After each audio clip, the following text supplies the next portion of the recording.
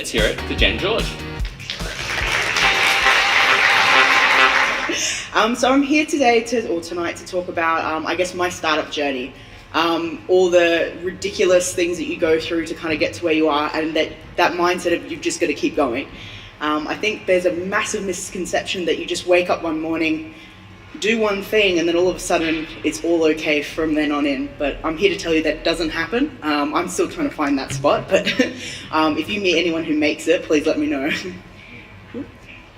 So I've got two businesses because I thought, why the hell not? If you don't get enough sleep already, let's try something else as well. So my first business was called One Shift, or is still called One Shift, and it's a marketplace that basically connects candidates to businesses for anything from one-off shifts to full-time work.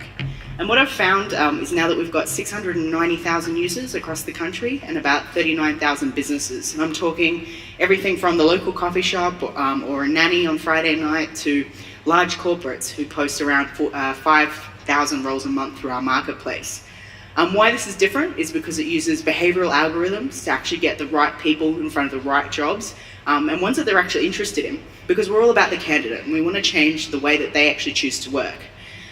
Where it came about, I went on a gap year to the south of France to basically join the yachting industry. And what you can do is actually print your resume off old school style and go and negotiate your way onto boats. Now, I was fortunate enough to be offered a job interview, and the captain was Spanish, and he said, "Do you like paella?" "Yes." "Do you like rosé?" "Yes." He said, "Fantastic, come for an interview." I was like, "Great, okay." This is going to be a really difficult interview. So we sat down and he started asking me about, where I was from, what I was up to, and all those sorts of things. And by the end of lunch, he said, "Great, you can have the job." I was like, "Fantastic. I can move on tomorrow, right?" And he said, "Well, the owners don't come on for quite a while now, so you can start in 30 days. And I said, "Well, I've got 20 euros left to my name. That's not even enough for, one night's accommodation at the hostel I'm staying at. Can I stay on now and I'll clean for free for the rest of the time until my actual job starts?" And he said, "Well, I've got 1,000 other kids standing outside right now for this job interview, so you either want it or you don't." So I said, "Yep, no dramas, I'll sort it out, see you in 30 days. So I went back to the hostel. On the walk back, did what every single 20-year-old does at the time. Dad's on speed dial. My dad's a fantastic man who decides to, make these times of pain and stressfulness even worse by going, "Ha ha ha ha, you'll figure it out, bye." Thanks, Dad.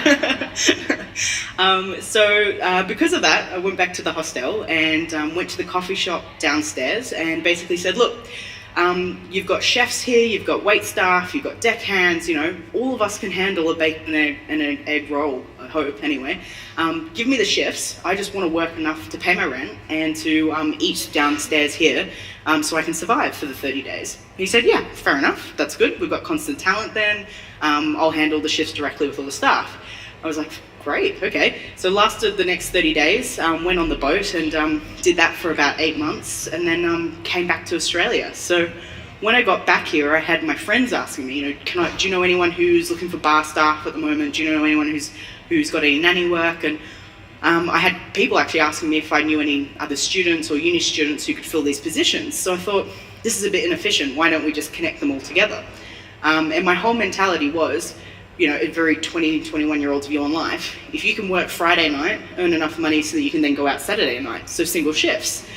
So there started the website, or the idea of the website for One Shift.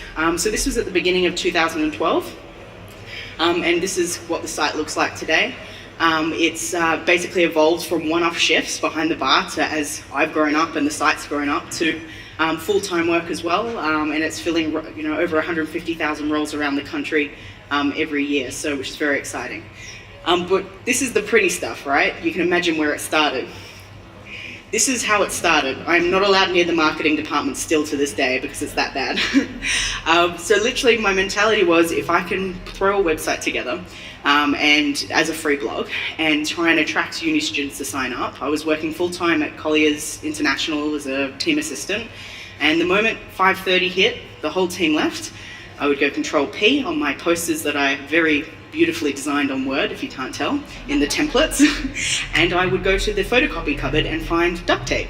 if you can tell by the lovely positioning of the posters. So from there, I literally would hit every university I could in one night. I'd put posters from one end to the other. And by the time I walked back through, of course, somebody else has put posters over my posters, and I'd get really upset about it because I'd just wasted my whole night. And on the weekends, I would literally get an iPad and harass the hell out of coffee shops and bars to get them to sign up. Literally saying, hey, there's this amazing website that instantly connects candidates to businesses, and there's thousands of them in your area. Inverted brackets, inverted brackets, inverted brackets, and then would get home and literally be sitting behind the computer until, 2, 3 o'clock in the morning going, oh, you could be a bartender, you look like you drink, done. You look like you need a bartender, done. So it was a very scientific approach to get the business started. So I learned very early on, fake it till you make it. So our website at the time was very ugly. It was grey, it was a blog, and the logo was from 99 Designs. I bought the domain oneshift.com.au and just literally threw it together and would walk into coffee shops, go, of course it does that, of course. Get home, freak out, figuring out how I was actually going to do it. And Google literally was my best friend. So from there, in the first month, we had 300 uni students and a couple of clubs using it. And so decided, right, I've actually got to build this thing because I can't work a full-time job while magically matching people through an algorithm to work. So basically I quit my job. So 1st of June I started One Shift full-time, and I launched a website on the 13th of June with some developers who threw it together for me. And within the first 5 months we were approached for investment by Programmed Integrated Workforce. They're a labour hire company, and we said, look, we don't even have a payment gateway, it's still a blog. Give us 6 months and let us figure out what this business model is so we can actually put all this together. And we're fortunate enough to take on $5 million for 27.5%. So within our first year, we were valued around $20 million. Today where we are, we're across 12 different industries rather than just hospitality. We're more than one shift, we're also full-time, and actually service our candidates. I mean, our model has evolved from not just work, but then also to looking at financial services and things like that, so that we're constantly trying to grow our marketplace and add more value. So the way I approached it was very much a fake it till you make it, if you're not getting that from all my duct tape approaches. I was the person who would literally put on a One Shift logoed t-shirt, go stand outside Pitt Street in Sydney where the Channel 7 studio is. And you know how they have like the window behind them, and there's always that awkward person going like this? Me. It's really awkward. And I thought, I was convinced if somebody saw half of my logo, they would go, oh, I'll go to oneshift.com.au, of course, And thousands of people were going to go, I promise, and it was totally worth getting up at 4 a.m. in the morning to stand there for the 5 a.m. segment. Of course, it was only my mother on Foxtel pausing it 5 hours later going, oh, good job, darling, you did really well. So thankfully, we've come a long way from that stage, and I don't have to jump up and down in front of a window anymore really creepily. But from there, we've literally gone out and created the marketplace, or at least the perception of a marketplace. So day one was really, right, we have like 300 people using this thing, but hey, let's all get in a group photo and hold up a One Shift card and say we love One Shift because we're all here and because you all technically use it, right? So that's how I guess we got traction really quickly. We grew 4.3 times in the last 2 years, our whole marketplace, so we've been getting great growth. We get about 40,000 people a month joining this marketplace because it's not just applying for a job, it's then also candidates are getting the right jobs that they want. If they're rejecting jobs, we're taking that into account. We're looking at their work history and making sure that we're only putting the right level of experience roles to them rather than, I guess, mass newsletters out. Because I think what's changed in the market is that SMEs and businesses and candidates deserve more. There's technology that allows you to do it, so why shouldn't you be demanding more for less? Well, that's what I want anyway. So as I was saying, this was done a bit ago, but we've already grown quite a bit since then. So it's just more and more members joining the marketplace. But since then, as the product grew, we actually, I guess, ended up servicing more corporates rather than SMEs. Our model changed and we evolved to corporates using it, posting thousands of jobs through the marketplace rather than just one-off shifts or singular work. So we had to change our feature base to suit our customers based on feedback and constantly talking to them. So from, as our business has grown up, we've launched some values in our team, which has been critical to our business. This is probably one of the toughest lessons I learned. I thought, vision and values, that's for the big corporates who have millions of dollars to spend on marketing and HR teams and that whole thing. If I put this in earlier, I think we'd be at a very different stage of our business. So I highly recommend you go home tonight, have a glass of red, because the creative juices help for this, and come up with why you're doing this. So ours is, team first or family first. So we will sit down at least once every 2 weeks and actually have a family meal. The whole team cooks and brings in food. Some can cook better than others, so warning. But then we all just sit down and have a conversation. It's not necessarily about work, but it's a good way to get to know each other. We also make sure that we don't have a customer first approach. We make sure that it's hey, back your teammate, take a risk, and really go, give it a good hard crack, and let's break some rules and see where we end up. We also have make it happen. I'm very impatient, so I try to make sure my team's also very impatient. No bullshit, because at the end of the day, I want to know the bad stuff, I want to know the good stuff, and how do we fix it as quickly as possible and make great business decisions as a team. And then test, fail, learn is one that's actually really critical to where we've gotten to where we are. Constantly pushing your team to try lots of things out. Take a no bullshit approach, make it happen, and using that language in their everyday dealings with whatever they're doing, whether it's dealing with teammates, enable them to make the same decisions and the same process that you would make, hopefully smarter ones, so that you can get to a better result. So Test, Fail, Learn actually got us to launching our second business, Skilled. So we called it Project X. Again, you can tell I was involved with the marketing on that one. And basically it was to trial out something for SMEs, because we were talking to our customers and hearing that they wanted something back. They wanted something that was had features that suited them. Not this one shift corporate style model. So we, all right, anyone got ideas? We did a pitch session. We gave $5,000 to anyone with a good idea and said, right, you've got 7 days to make it work. If it doesn't work, what does not working look like, and what does success look like? And you need to make the call to pull that project if it's not working.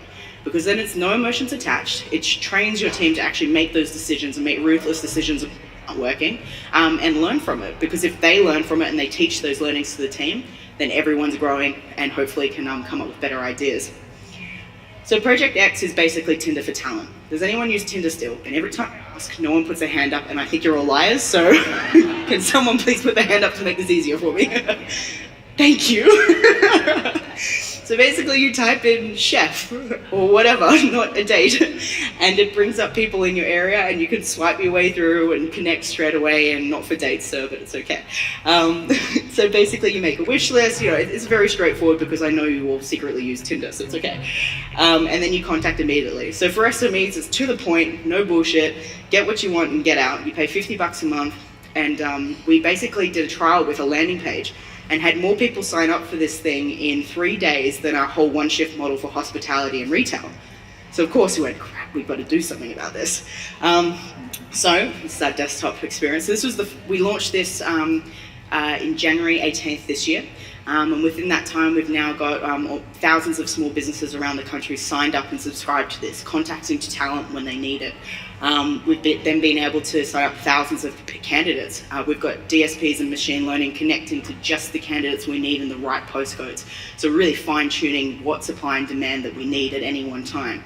And to get to this point, it's been all the failures that the team's been through. It's been all the learnings that they've grabbed from that. Hiring the right people was really important. So our CMO launched Netflix in Australia and actually did their global strategy.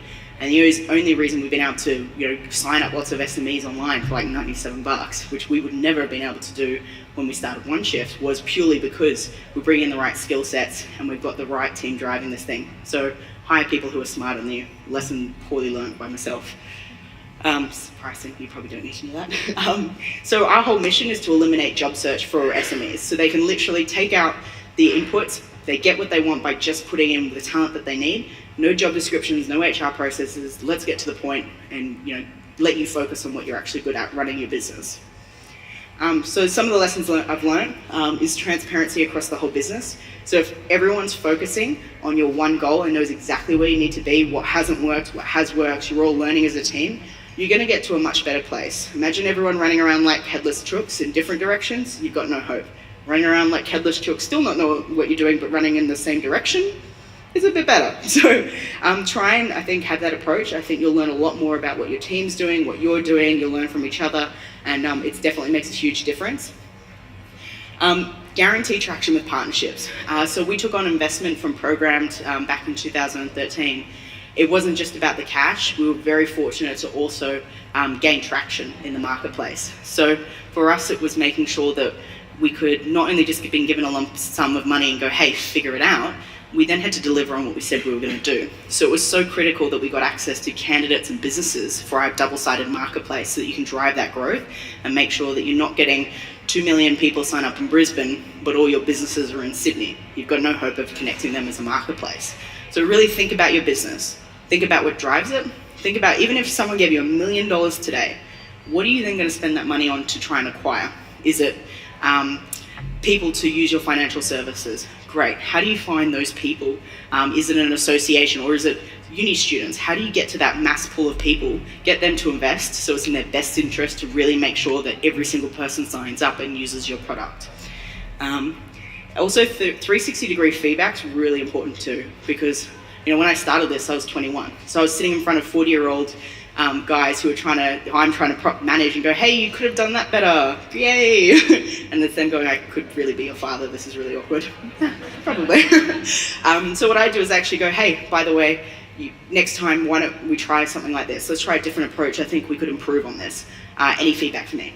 And they'll go, oh, great. Yeah, no, really appreciate that. I'll try that. Maybe try and do it this way as well next time. Not in a negative way, but as in a how do we all keep each other moving, evolving, and changing? Because what you'll find is your skill sets and the team really determine the impact of the business and how fast it can grow. So think about the skill sets that you're going to need in the future, not just what you need right now.